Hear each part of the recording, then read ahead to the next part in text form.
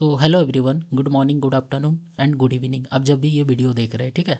तो आज हम लोग का टॉपिक क्या है, एसिड का एक पार्ट है जिसको हम लोग पढ़ना है, क्लासिफिकेशन ऑफ एसिड, ठीक है।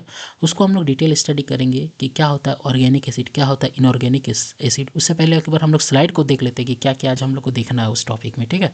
तो पहला हो गया आपका क्लासिफिकेशन, दूसरा हो गया आपका ऑर्गेनिक एसिड का डेफिनेशन देखेंगे, उसका एग्जाम्पल देखेंगे और उसके कुछ फॉर्मूला देखेंगे, ठीक है, कंपाउंड के फॉर्मूला जो आपका ऑर्गेनिक एसिड का होगा। उसके बाद इनऑर्गेनिक एसिड को देखेंगे, उसका डेफिनेशन, उसका एग्जाम्पल देखेंगे और कहाँ से ये ऑब्टेन किया जाता है वो देखेंगे। उसके बाद एक नोट पॉइंट बताएंगे, जो आपका H+ होता है वो कैसे बनता है, उसके पीछे रीज़न क्या है, ठीक है। उसके बाद लास्ट में ये चैप्टर एंड हो जाएगा, ठीक है। तो चलिए स्टार्ट करते हैं। तो आप सभी का मोस्ट वेलकम इस सेशन में। तो पहला टॉपिक क्या है, क्लासिफिकेशन ऑफ एसिड। क्या है क्लासिफिकेशन ऑफ एसिड? तो उसको हम लोग पहला केस क्या है, डिपेंडिंग ऑन देयर सोर्सेज, मतलब सोर्स के बेसिस पे उसको हम लोग मतलब कैटेगराइज करेंगे। एक होगा आपका ऑर्गेनिक एसिड, एक होगा आपका इनऑर्गेनिक एसिड, ठीक है। क्यों हो, मतलब दोनों में क्या डिफरेंस और क्या सिमिलर है, थोड़ा देर बाद हम बता रहे हैं। पहले हम लोग जानेंगे तो किसको, मतलब कितने टाइप्स होते हैं उसका, वो तो पहले हम लोग को पता होना चाहिए। तो उसके दो टाइप्स होते हैं, किसके, सोर्स के बेसिस पर। एक होता है आपका ऑर्गेनिक एसिड, एक होता है आपका इनऑर्गेनिक एसिड, ठीक है। तो सेकंड स्लाइड में मूव करते हैं हम लोग, ठीक है। तो सेकंड स्लाइड में है आपका पहला चीज़ ऑर्गेनिक एसिड। तो ऑर्गेनिक एसिड को हम लोग देख लिए, मतलब ऑर्गेनिक एसिड और इनऑर्गेनिक एसिड के दो पार्ट्स है सोर्स के बेसिस पर। तो पहले हम लोग को जानना होगा कि ऑर्गेनिक एसिड क्या होता है। तो acid which are obtain as belly from plants are called organic acid, मतलब वो एसिड जिसको हम लोग प्लांट से ऑब्टेन करते हैं उसको बोला जाता है ऑर्गेनिक एसिड। मतलब ये आपका नेचर पे हम लोग इस पे डिपेंड रहते हैं, पूरी तरह से नहीं। देखिए यहाँ पर एज वेली लिखा हुआ, मतलब इसका मतलब है कि हम लोग मतलब प्राय इस पे निर्भर करते हैं, लेकिन ऐसा नहीं कि हम लोग प्लांट्स में ही इसको पाते हैं। इसको लेब में भी इसका फॉर्मेशन किया जाता है। क्या बोल रहे हैं, लेब में भी इसका फॉर्मेशन किया जाता है ऑर्गेनिक एसिड का। जैसे हम लोग जानते हैं इथानॉल को अगर हम लोग ऑक्सीडेशन करवाते हैं ऑक्सीडाइजिंग एजेंट्स का प्रेजेंट में, तो ये आपका एसिटिक एसिड में कन्वर्ट होता है। क्या ये आपका ऑर्गेनिक एसिड नहीं है, ये भी आपका ऑर्गेनिक एसिड है। तो क्या इसको हम लोग नेचर से प्राप्त किए? नहीं, इथानॉल को बनाए, इथानॉल से हम लोग उसका ऑक्सीडाइजिंग कराएं, मतलब ऑक्सीडेशन करवाएं, किसका प्रेजेंस में, ऑक्सीडाइजिंग एजेंट का प्रेजेंस में। जो क्या कौन होता है, जो आपका जैसे KMN4 होता है, ये आपका ऑक्सीडाइजिंग एजेंट हो गया, ठीक है। तो उसको हम लोग किस में कन्वर्ट करते हैं, एसिटिक एसिड में कन्वर्ट करते हैं। किस में कन्वर्ट करते हैं, एसिटिक एसिड में, ठीक है।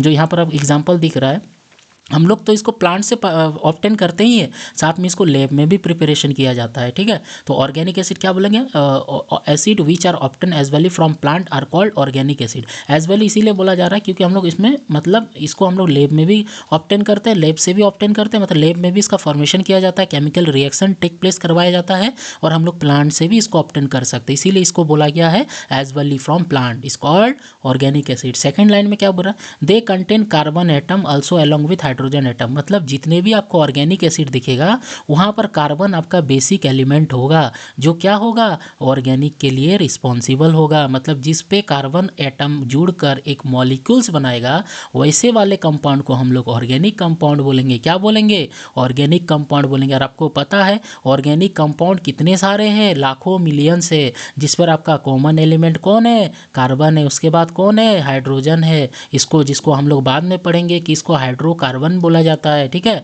तो हम लोग को समझ में आया कि जो ऑर्गेनिक एसिड होगा उसका बेसिक एलिमेंट कौन होगा, कार्बन होगा। कौन होगा, कार्बन होगा। समझ में आ रहा है आपको ना। देखिए आप जितना भी इसका एग्जांपल देख रहे हैं सब में आपको कार्बन देखने को मिलेगा। इसीलिए हम लोग इस सेकंड डेफिनेशन में लिखे हैं, दे contain carbon atom along with hydrogen atom. मतलब कार्बन जो रहेगा वो H के साथ जुड़ा हुआ रहेगा। क्यों, क्योंकि ये H पानी में घुलकर कौन सा आयन देगा, H+ आयन देगा। और वो इंडिपेंडेंट एग्जिस्ट करता है क्या, नहीं करता है। किस फॉर्म में करता है, हाइड्रोनियम आयन का प्रेजेंस में करता है। मतलब वो H+ का फॉर्म में नहीं रहता है, वो किस फॉर्म में रहता है, H3O का प्लस में रहता है। समझ में आया आप लोग को। तो H+ इसीलिए रहता है C के साथ, ताकि H क्या बने, रिस्पॉन्सिबल हो। किसके लिए, एसिड के लिए। समझ में आ रहा है आप लोग को ना, ठीक है। तो क्या बोले हम लोग, दे contain carbon atom along with hydrogen atom, ठीक है। तो कार्बन और हाइड्रोजन के साथ वो मतलब जुड़ा हुआ रहेगा, ठीक है, और एक कंपाउंड बनाएगा जिसको हम लोग बोलेंगे क्या, ऑर्गेनिक एसिड। और वो क्या रिस्पॉन्सिबल करेगा, H+ आयन रिस्पॉन्सिबल करेगा, ठीक है। तो देखिए इसका एग्जाम्पल ऑक्जेलिक एसिड हो गया, जो कहाँ मिलता है आप लोग कमेंट में बताइएगा। एसिटिक एसिड कहाँ मिलता है ये भी कमेंट में बताइएगा। फॉर्मिक एसिड कहाँ मिलता है ये भी कमेंट में बताइएगा, ठीक है। ऑक्जेलिक एसिड, एसिटिक एसिड को क्या दूसरा नाम है, ये तो इसका कॉमन नाम है, कॉमन कॉमन नेम है। इसका IUPAC नाम क्या होता है आप बताइएगा, ठीक है। इथेनोइक एसिड का नाम सुने हैं आप लोग, उसी को बोला जाता है आपका एसिटिक एसिड। इसको फॉर्मिक एसिड बोला जाता है, इसी को मिथेनोइक एसिड बोला जाता है। किस फॉर्म में? IUPAC का फॉर्म में बोला जाता है, ठीक है। तो बट आप लोग कमेंट कीजिएगा कि ये दोनों मतलब एसिड कौन सा ऑर्गेनिक सब्सटेंस में पाया जाता है, ठीक है।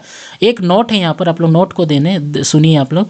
They are weak acid and they do not ionise completely, मतलब इसको अगर वाटर में घोलेंगे तो ये कम्प्लीटली आयोनाइज नहीं होता। आयोनाइज मतलब क्या?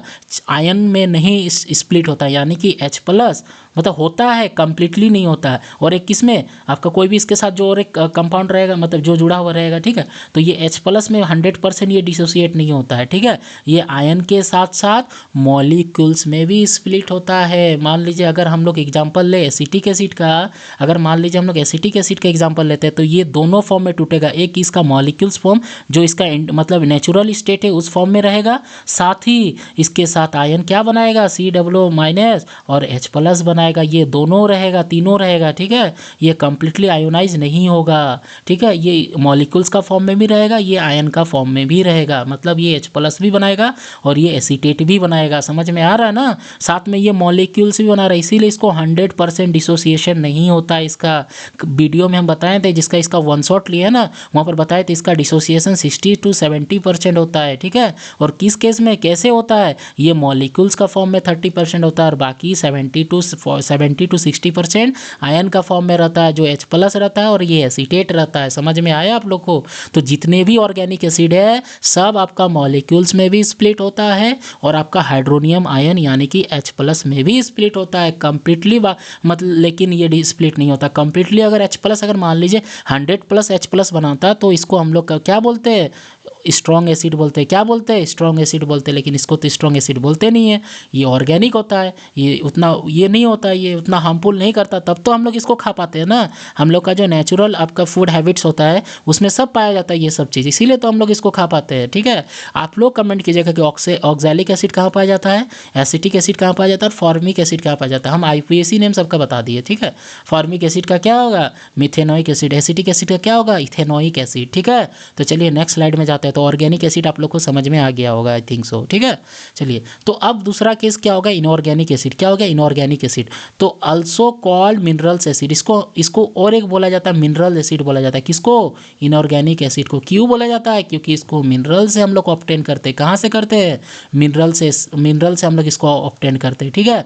और मिनरल क्या डायरेक्ट फॉर्म में नहीं, इसके रिप्रेजेंट एटम के फॉर्म में करते हैं, एलिमेंट्स के फॉर्म में करते हैं। जैसे मान लीजिए अगर HCl है तो Cl को, क्लोरीन को हम लोग ऑब्टेन करेंगे। अगर मान लीजिए H2SO4 है तो सल्फर को हम लोग ऑब्टेन करेंगे, ठीक है। अगर HNO3 है तो नाइट्रेट को हम लोग ऑब्जर्व करें, मतलब ऑब्टेन करेंगे। समझ में आ रहा है?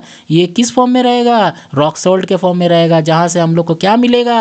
ये एलिमेंट मिलेगा। फिर इसको केमिकल रिएक्शन टेक प्लेस करवाया जाएगा। कहाँ पर? लैब में। उसके बाद इनऑर्गेनिक एसिड बनेगा ये, ठीक है। इसीलिए इसको मिनरल एसिड बोला जाता है, क्योंकि हम लोग इसका जो बेसिक कंपोनेंट होता है, ये बेसिक एलिमेंट होता है जो रिस्पॉन्सिबल होता है आपका स्ट्रॉन्ग के लिए, वो पाया जाता है मिनरल्स में। जो कौन होता है? HCl में क्लोरीन होता है, सल्फ्यूरिक में सल्फर होता है, नाइट्रिक में नाइट्रेट होता है, ठीक है। तो ये सबको ऑब्टेन किया जाता है कहाँ से? मिनरल से।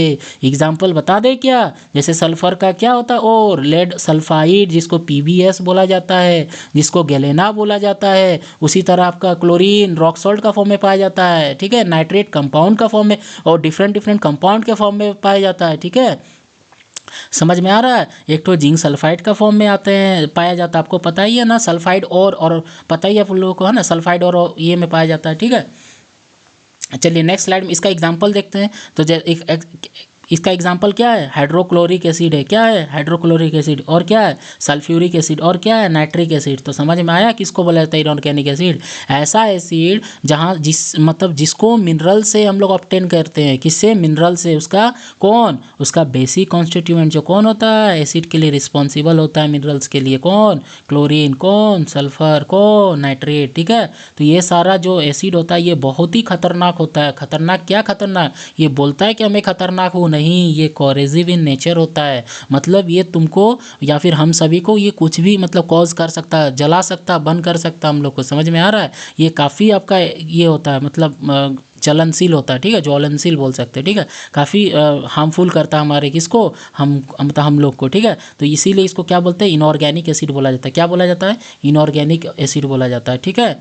आया समझ में। तो एक्सेप्शन भी एक तो इसका है। और देखिए जब भी अगर केमिस्ट्री आए और एक्सेप्शन ना हो, ये तो हो नहीं सकता। केमिस्ट्री इज द मतलब बोलेंगे ना, chemistry is 20 to 30% is depend on exception. Depends क्यों बोल रहे हैं, क्योंकि हर एक कंसेप्ट के पीछे मतलब लगभग हर एक कंसेप्ट के पीछे कोई ना कोई एक्सेप्शन हमेशा रहता है, ठीक है। और बच्चे इसको बहुत तंग आते हैं, क्यों, क्योंकि इसको तो कोई ट्रिक नहीं रहता है, इसको तो आपको याद करना ही पड़ेगा, इसका कोई ऑप्शन नहीं रहता है। बाकी जो आपका जो एक्सेप्शन नहीं रहता है उसका लॉजिक रहता है, बट जो एक्सेप्शन होता है उसका कोई लॉजिक नहीं रहता। समझ में आ रहा है। जैसे यहाँ पर एक्सेप्शन कौन है, कार्बोनिक एसिड है, ये एक कैसा इनऑर्गेनिक है, फिर भी ये आपका क्या रहता है, इसमें कार्बन है, तो ये कार्बन अगर है तो इसका उतना हार्मफुल नहीं पहुंचाता, मतलब ये जो ट्रीट किया जाता है कैसा ऑर्गेनिक एसिड की तरह। इसीलिए तो इसको हम लोग पीते हैं जी सॉफ्ट ड्रिंक में, जो हम लोग पीते हैं सॉफ्ट ड्रिंक वो कहाँ से आता है, कार्बोनिक एसिड है ना रहता है। जैसे आपका जितने सारे कोल्ड ड्रिंक्स हो गया, ठीक है, पेप्सी हो गया, कोको कोला हो गया, सब में क्या रहता है, कार्बोनिक एसिड रहता है, ठीक है।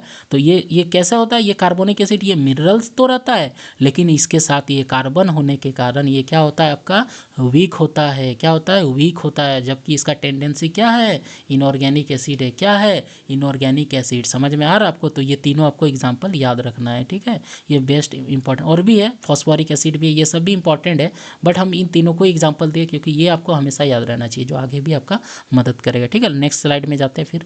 नोट यहाँ पर, ठीक है। अब हम लोग देखेंगे दे आर स्ट्रॉन्ग एसिड। देखिए ये क्या है, स्ट्रॉन्ग एसिड, क्यों, क्योंकि ये 100% डिसोशिएट हो जाता है। अगर ये मॉलिक्यूल्स का फॉर्म में डिसोशिएट नहीं होता है, ठीक है। अगर मान लीजिए आपके सामने अगर मान लीजिए HCl है और इसको अगर पानी में घोल रहे हैं ना, तो ये 100% आपका H3O+ में टूट जाता है, ठीक है, H3O+ में, ठीक है, 100%। इसमें कोई बाद में HCl नहीं बनता है जी, ये सीधा आयन में कन्वर्ट होता है, आयन से सीधा बन जाता है हाइड्रोनियम आयन। समझ में आ रहा है आप लोग को।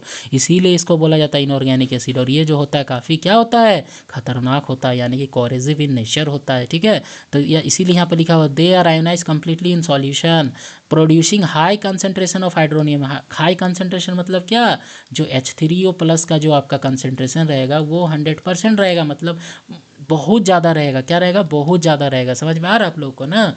इसीलिए इसको क्या बोला जाता है, स्ट्रॉन्ग एसिड। इसीलिए क्या बोला जाता है, स्ट्रॉन्ग एसिड, मतलब ये आयोनाइज कंप्लीटली हो जाता है हाई कंसंट्रेशन के साथ, ठीक है। एक बोनस पॉइंट बता दे रहे हैं आपको, ठीक है, ये काफ़ी इंपॉर्टेंट है, जो बुक में आपको उतना जल्दी नहीं मिल देगा, ठीक है।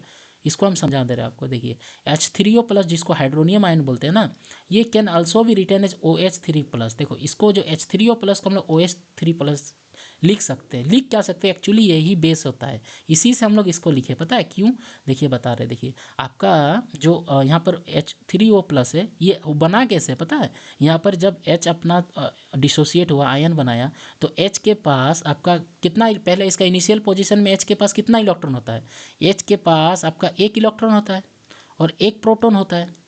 अच्छा यहाँ पर देखिए बताएं, H के पास कितना इलेक्ट्रॉन होता है, 1 इलेक्ट्रॉन होता है। H के पास कितना इलेक्ट्रॉन होता है, 1 प्रोटॉन होता है।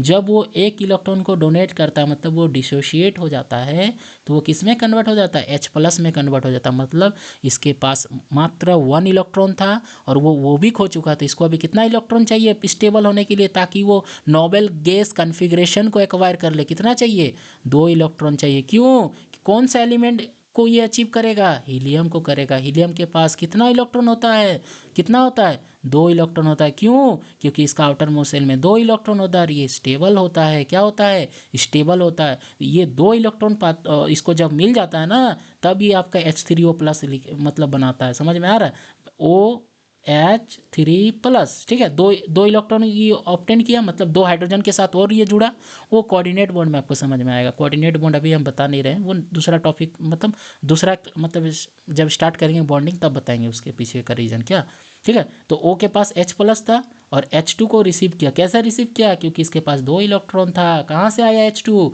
ये वाटर से H2 आया। कहाँ से आया, वाटर। कौन, जिस सॉल्यूबल में ये घुला था, जिस सॉल्यूबल में ये घुला था, कौन, वो एसिड। फिर ये H+ के साथ कितना इलेक्ट्रॉन जुड़ा, 2 इलेक्ट्रॉन। किस फॉर्म में, H2 का फॉर्म में। तो इसीलिए इसको क्या लिखा जाता है, यहाँ देखिए H3O+ या फिर O आपका OH3+। समझ में आ रहा है, एक्चुअली ऐसा लिखना चाहिए, ठीक है। इसीलिए यहाँ पर समझा दिया आपको। The positive charge is due to the presence of extra hydrogen H+ ion with water which is neutral. जो क्या होता है, न्यूट्रल होता है, ठीक है।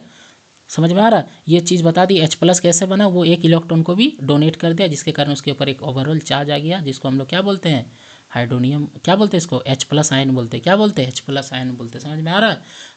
तो ये लेक्चर इस यहीं पर हम समाप्त हो जाता है। बस ये छोटा सा टॉपिक था, इसका चैप्टर हम अपलोड कर चुके हैं, ठीक है। तो उसको भी आप लोग देखिएगा जाके यूट्यूब चैनल में मेरा, ठीक है। उसके बाद देखिए एक लास्ट में एक कुछ बताना चाहते हैं। टॉपर्स गाइड क्लास 9 और 10 जो मेरा ये यूट्यूब चैनल है, वो एक मतलब 9-10 के लिए बेसिकली ये चैनल बना है। उस पर आपको सारा साइंस का वीडियो आप लोगों को देखने को मिलेगा यहाँ पर, ठीक है। तो यहाँ पर एक कोट बोल रहे हैं, remembers toppers are not born. मतलब एक चीज़ याद रखिएगा, टॉपर जो होता है वो मतलब पैदा होके नहीं आता है।